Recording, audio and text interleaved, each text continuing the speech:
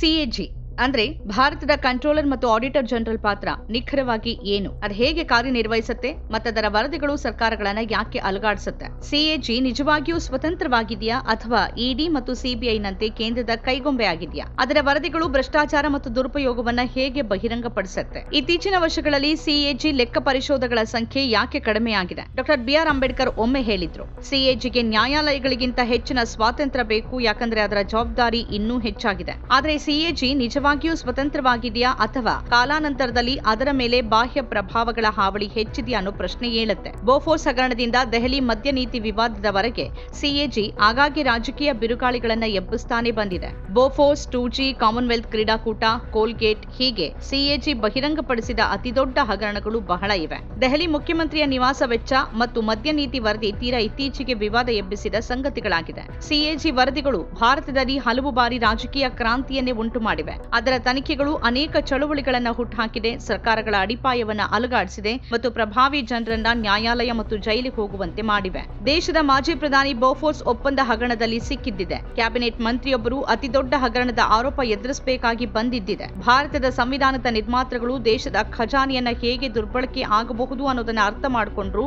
ಆದ್ರಿಂದ ಅವರು ಸಂವಿಧಾನದಲ್ಲಿ ಸಿಎಜಿಗೆ ಸ್ಥಾನ ನೀಡಿದ್ರು. ಆದರೆ ಭಾರತದಲ್ಲಿ ಸಿಎಜಿಗೆ ಖಜಾನೆಯ ಮೇಲೆ ನಿಯಂತ್ರಣ ಇಲ್ಲ. ಅವರು ಸರ್ಕಾರಿ ವೆಚ್ಚವನ್ನ ಮಾತ್ರ ಪರಿಶೀಲಿಸುತ್ತಾರೆ. ಈ ಕೆಲಸಕ್ಕಾಗಿ ಸಂಪೂರ್ಣ ಇಲಾಖೆ ಇದೆ. ಇದನ್ನ ಭಾರತೀಯ ಲೆಕ್ಕ ಪರಿಶೋಧನೆ ಮತ್ತು ಲೆಕ್ಕಪತ್ರ ಇಲಾಖೆ ಅಂತ ಕರೆಯಲಾಗುತ್ತೆ. ಈ ಇಲಾಖೆಯ ಸಹಾಯದಿಂದ ಸಿಎಜಿ ಏನ್ ಮಾಡುತ್ತೆ? ಸಿಎಜಿ ಕೆಲಸ ಏನು? ಸರ್ಕಾರ ರಸ್ತೆ ನಿರ್ಮಾಣ ಯೋಜನೆಗೆ 500 ಕೋಟಿ ರೂಪಾಯಿ ಬಜೆಟ್ ನಿಗದಿಪಡಿಸುತ್ತೆ ಅಂತ ಭಾವಿಸೋಣ. ಆದ್ರೆ ನಂತರ ಆಡಿಟ್ ವರದಿಯಲ್ಲಿ ರಸ್ತೆಯನ್ನ 300 ಕೋಟಿ ರೂಪಾಯಿಗಳಲ್ಲಿ ನಿರ್ಮಿಸಲಾಗಿದೆ ಮತ್ತು ಉಳಿದ 200 ಕೋಟಿ ರೂಪಾಯಿಗಳಿಗೆ ಯಾವುದೇ ಲೆಕ್ಕಪತ್ರ ಇಲ್ಲ ಅಂತ ಬಹಿರಂಗ ಆದ್ರೆ ಅದನ್ನ ಸಂಸತ್ತಿನ ಮುಂದಿಡೋದು ಸಿಎಜಿ ಕೆಲಸ.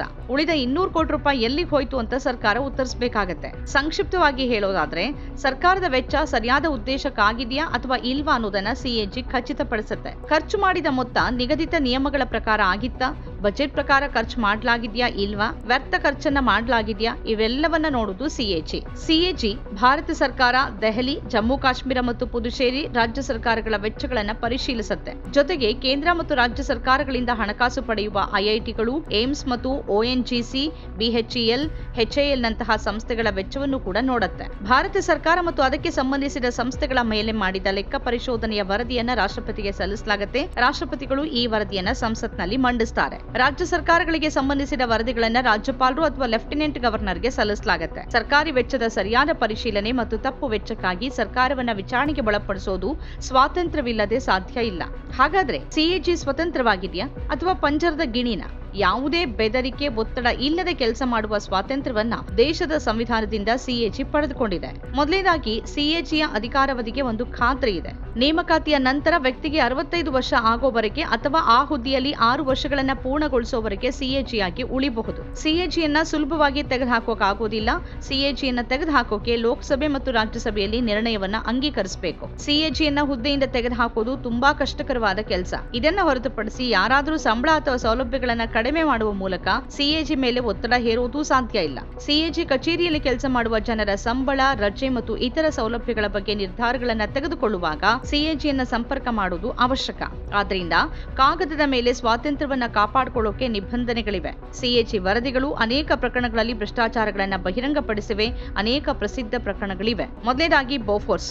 1986ರಲ್ಲಿ ರಾಜೀವ್ ಗಾಂಧಿ ಸರ್ಕಾರ ಸ್ವೀಡಿಷ್ ಕಂಪನಿ ಬೋಫೋರ್ಸ್ನಿಂದ ಬಂದೂಕುಗಳನ್ನ ಖರೀದಿ ಮಾಡೋಕೆ ಒಪ್ಪಂದವನ್ನು ಮಾಡಿಕೊಂಡಿತ್ತು. TN ಚತುರ್ವೇದಿ 1989ರಲ್ಲಿ ಸಿಎಜಿ ಆಗಿದ್ರು. ಅವರು 19 ಪುಟಗಳ ವರದಿಯನ್ನ ಸಿದ್ಧಪಡಿಸಿದ್ರು. ಅದರ ಪ್ರಕಾರ ಕೆಲವರು ಈ ಒಪ್ಪಂದದಲ್ಲಿ 14% ವಂಚನೆ ಮಾಡಿದ್ರು, ಕಮಿಷನ್ ಪಡೆಯೋದು ಮತ್ತು ಲಂಚ ಪಡೆದ ಆರೋಪಗಳನ್ನ ಮಾಡಲಾಗಿತ್ತು. ಈ ವರದಿಯನ್ನ ಸಂಸತ್ತಿನಲ್ಲಿ ಮಂಡಿಸುವ ಮೊದಲೇ ಮಾಧ್ಯಮಗಳಿಗೆ ಸೋರಿಕೆ ಮಾಡಲಾಯಿತು. 1989ರ ಲೋಕಸಭೆ ಚುನಾವಣೆಯಲ್ಲಿ ಬೋಫೋರ್ಸ್ ದೊಡ್ಡ ವಿಷಯ ಆಯಿತು. ರಾಜೀವ್ ಗಾಂಧಿ ಚುನಾವಣೆಯಲ್ಲಿ ಸೋತ್ರು. ಎರಡನೇ ಪ್ರಕಾರ 1999ರ ಕಾರ್ಗಿಲ್ ಕದನದ ಹೊತ್ತಿನದ್ದು.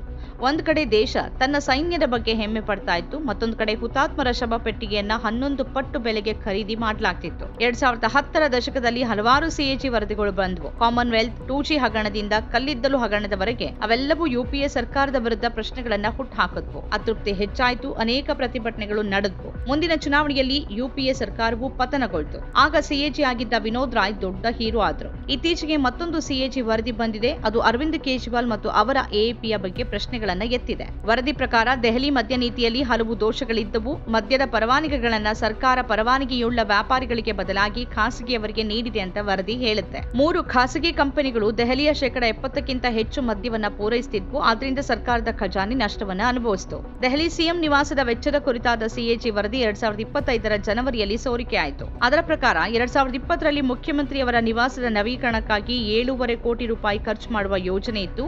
ಆದರೆ 2022ರ ವೇಳೆಗೆ ಈ ವೆಚ್ಚ 33 ಕೋಟಿ 60 ಲಕ್ಷಕ್ಕೂ ಹೆಚ್ಚಾಗಿದೆ. ವರದಿ ಪ್ರಕಾರ ನಿವಾಸದಲ್ಲಿ 20 ಲಕ್ಷ ರೂಪಾಯಿ ಮೌಲ್ಯದ ಟಿವಿ ಕನ್ಸೋಲ್ ಅಲ್ಲದೆ ಲಕ್ಷಾಂತರ ರೂಪಾಯಿ ಬೆಲೆ ಬಾಳುವ ರೇಷ್ಮೆ ಕಾರ್ಪೆಟ್ ಮತ್ತು ಪರದೆಗಳನ್ನು ಅಳವಡಿಸಲಾಗಿದೆ. ಈ ವರದಿಯನ್ನ ಈಗ ವಿಧಾನಸಭೆಯಲ್ಲಿ ಮಂಡಿಸಲಾಗಿದೆ. ಆದರೂ ಇದೆಲ್ಲದರ ನಡುವೆ ಸಿಎಜಿ ವಿರುದ್ಧವೂ ಆರೋಪಗಳನ್ನು ಮಾಡಲಾಗಿದೆ. 2023ರ ಡಿಸೆಂಬರ್ 20ರಂದು ದಿ ಹಿಂದೂ ಪತ್ರಿಕೆಯಲ್ಲಿ ಒಂದು ವರದಿ ಪ್ರಕಟ ಆಯಿತು. ಕೇಂದ್ರ ಸರ್ಕಾರದ ಮೇಲಿನ ಸಿಎಜಿ ವರದಿಗಳ ಸಂಖ್ಯೆ ಕನಿಷ್ಠ ಮಟ್ಟಕ್ಕೆ ಇಳಿದಿರುವ ಬಗ್ಗೆ ಅದು ಗಮನ ಸೆಳೆದಿತ್ತು. ಅದರ ಪ್ರಕಾರ ಸಿಎಜಿ 2010ರಿಂದ 2017ರವರೆಗೆ 7 ವರ್ಷಗಳಲ್ಲಿ ಕೇಂದ್ರ ಸರ್ಕಾರದ ಲೆಕ್ಕ ಪರಿಶೋಧನೆಯನ್ನ ಕಡಿಮೆ ಮಾಡಿದೆ. ಸರಾಸರಿಯಾಗಿ ಸಿಎಜಿ ಪ್ರತಿ ವರ್ಷ ಸುಮಾರು 36 ಲೆಕ್ಕ ಪರಿಶೋಧನಾ ವರದಿಗಳನ್ನು ಪ್ರಕಟಿಸ್ತಾ ಇತ್ತು. ಆದರೆ 2018 ಮತ್ತು 2023ರ ನಡುವೆ ವರದಿಗಳ ಸಂಖ್ಯೆ ವರ್ಷಕ್ಕೆ 20 ವರದಿಗಳಿಗೆ ಇಳಿದಿದೆ. ಅಂದ್ರೆ 44% ಕಡಿಮೆಯಾಗಿದೆ. ಏನಾಯ್ತು ಹಾಗಾದ್ರೆ? ಕೇಂದ್ರ ಸರ್ಕಾರದ ಲೆಕ್ಕ ಪರಿಶೋಧನೆ ಯಾಕೆ ಕಡಿಮೆ ಆಯಿತು? ಇದರೊಂದಿಗೆ 2013-14ಕ್ಕೆ ಹೋಲಿಸಿದ್ರೆ 2021-22ರಲ್ಲಿ ಭಾರತೀಯ ಲೆಕ್ಕ ಪರಿಶೋಧನೆ ಮತ್ತು ಲೆಕ್ಕಪತ್ರ ಇಲಾಖೆಯಲ್ಲಿ ಕೆಲಸ ಮಾಡುವ